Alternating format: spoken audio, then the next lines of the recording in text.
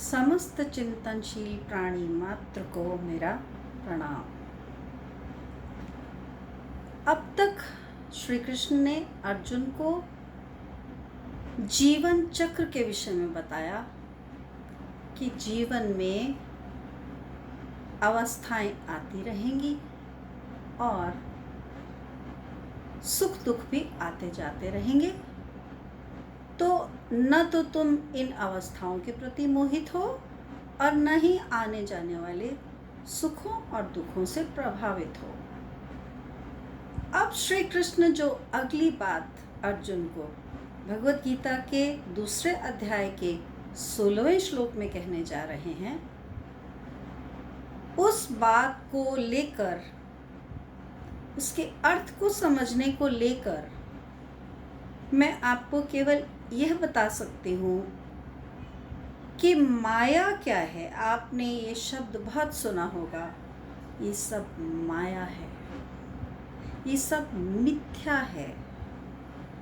तो उस माया शब्द का वास्तविक अर्थ क्या है और माया मिथ्या है, ऐसा कहने के पीछे तात्पर्य क्या है। तो श्लोक इस प्रकार है, नासतो विद्यते भावो न भावो विद्यते सतः उभयोरपि दृष्टो अंतस्तवनयो तत्त्वदर्शिभिः। अर्थात नासतो विद्यते भावो।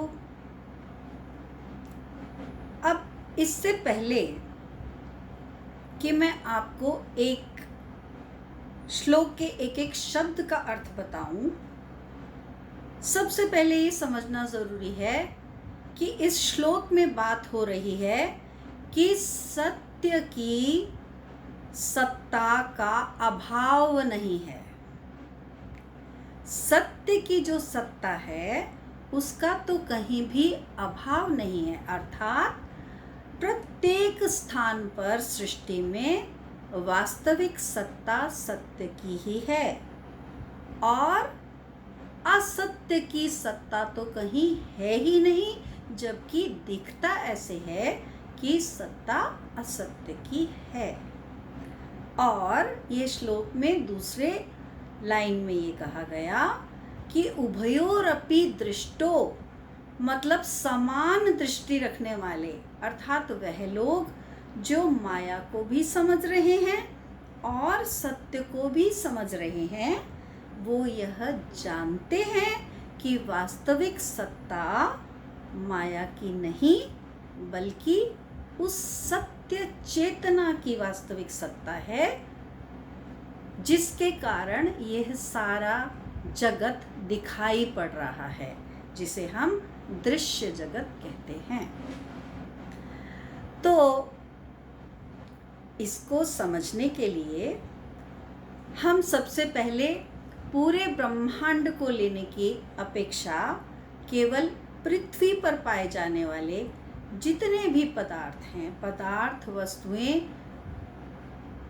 जीव जंतु, तरह तरह के प्राणी, इनको सबसे पहले साधारणता दो भागों में बांटा जाता है। एक हैं जिन्हें हम कहते हैं जड़, जिनके अंदर आता है पृथ्वी का भूभाग, समुद्र, नदियाँ, पहाड़, चट्टानें, पत्थर इत्यादि इत्यादि, जिनमें जीवन के लक्षण हमें प्रत्यक्ष दिखाई नहीं पड़ते। दूसरा आता है चेतन विभाग, जिसके अंदर हमें जीवन के लक्षण दिखाई पड़ते हैं, जैसे कि सभी शरीरधारी प्राणी हो गए, वह शरीर चाहे छोटा हो अथवा बड़ा। तो सभी प्रकार के शरीरधारी प्राणियों में चेतना पाई जाती है और वनस्पतियों में भी चेतना पाई जाती है। और जब यह चेतना उस शरीर से चली जाती है तो वह शरीर अस्तित्व में होते हुए भी किसी कार्य करने के योग्य नहीं रहता, और या तो उस शरीर का स्वयं किसी न किसी प्रकार से निष्पादन कर दिया जाता है अथवा प्रकृति स्वयं उस शरीर का निष्पादन कर देती है प्राकृतिक नियमों के द्वारा। तो एक तो हो गया विभाग शरीरधारियों का, जिन्हें हमने चेतन नाम दिया। तो यह श्लोक कहता है कि दिखने में तो ऐसा दिखाई पड़ता है कि जितने भी शरीरधारी हैं वनस्पतियों समेत, वनस्पतियां तथा प्रत्येक प्रकार के प्राणी, दिखने में तो ऐसा लगता है कि जैसे पृथ्वी पर सत्ता इन्हीं की है, परंतु यह सत्य नहीं है। तो सत्य क्या है? सत्य है उनमें रहने वाली चेतना, क्योंकि यदि वह चेतना इस शरीर से अलग हो जाए तो यह शरीर किसी काम का नहीं रहता। तो दिखाई देता है कि सत्ता शरीरों की है, परंतु वास्तविक सत्ता चेतना की है। तो इसीलिए इस श्लोक में कहा गया, नासतो विद्यते भावो न भावो विद्यते सतः, कि सत्य का तो अभाव ही नहीं है। सत्य कौन है? चेतना। तो सत्य की जो सत्ता है, सत्य की सत्ता अर्थात वास्तविक सत्ता शरीरों में जो पाई जाती है, वास्तविक सत्ता उसी चेतना की है, जिनके कारण ये शरीर जीवित है। और असत्य क्या है? असत्य है शरीर जो दिख रहे हैं, परंतु इनकी सत्ता वास्तविक नहीं है।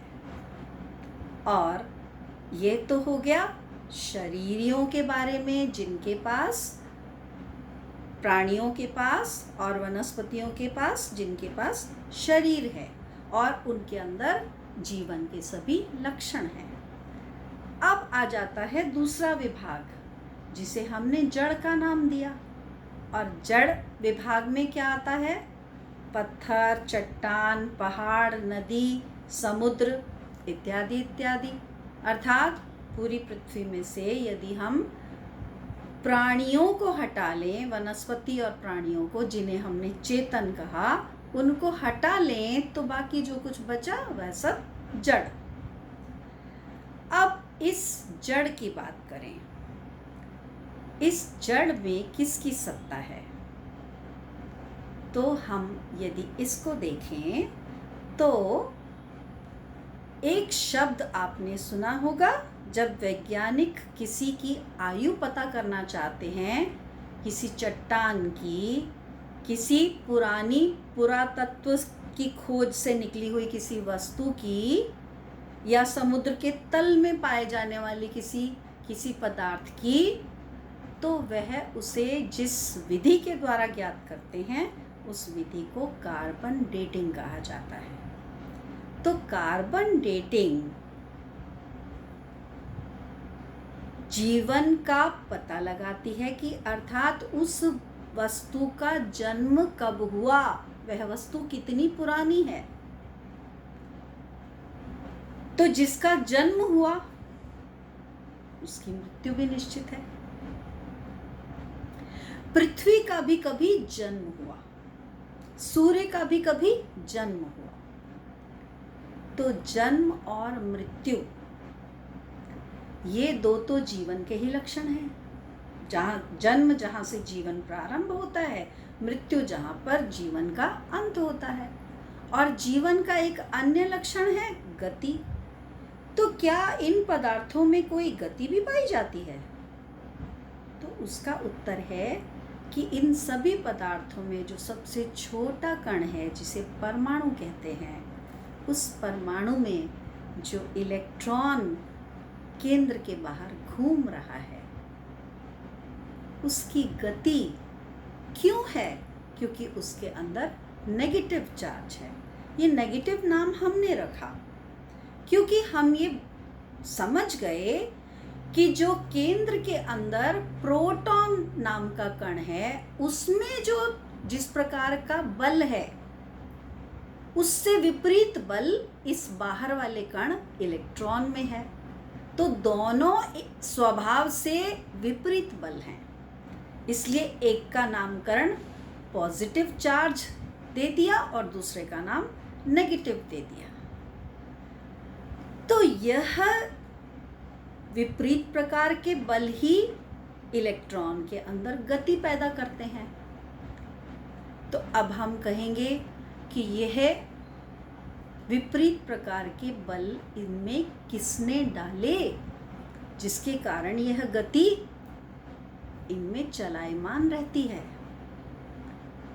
तो इसका उत्तर ये है कि जिस तरह से जीवित प्राणियों में विभिन्न चेतना के स्तर होते हैं, मनुष्य में चेतना का स्तर सबसे अधिक होता है। जितना विकसित प्राणी होगा उसमें चेतना का स्तर उतना ही अधिक होगा। उससे नीचे जैसे ही हम निम्न श्रेणी के प्राणियों में आते जाएंगे तो चेतना का स्तर उतना ही कम होता चला जाएगा। और चेतना क्या है? चेतना ही वही सत्य की सत्ता है जिसका कभी अभाव नहीं है। तो वही चेतना, वही सत्य की सत्ता ही वह कारण है जिसके कारण सब कुछ पृथ्वी पर और अन्य सृष्टि में भी दृष्टिगोचर हो रहा है, दिखाई दे रहा है। तो इस श्लोक का भाव ये है कि जो भी दिखाई देने वाली चीजें हैं, जो भी दृश्य जगत है, उनकी वास्तविक सत्ता नहीं है और वास्तविक सत्ता उसी चेतना की है जिसके कारण यह सब प्राणी पदार्थ, चाहे उन्हें हम जड़ और चेतन में बांटें, जो कुछ भी दृष्टिगोचर हो रहा है उनके दिखने वाले अवस्था में आने का मुख्य कारण वही चेतना है। तो दिखने में सत्ता इन वस्तुओं की, इन प्राणियों की दिखती है, परंतु वास्तविक सत्ता वह चेतना है। चेतना अर्थात कॉन्शियसनेस, और वो चेतना जो परम चेतना है, जो सभी पदार्थों में, प्राणियों में आई, जिसे हम सुपर कॉन्शियसनेस कहते हैं। और वो सुपर कॉन्शियसनेस सभी के अंदर विद्यमान है। इसलिए जो दिख रहा है उसे माया का नाम दिया गया।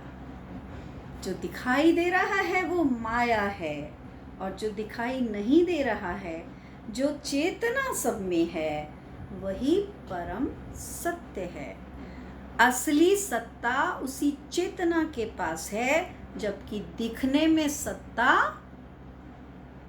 दृश्यमान जगत में विभिन्न प्राणियों और पदार्थों के पास दिखाई पड़ती है।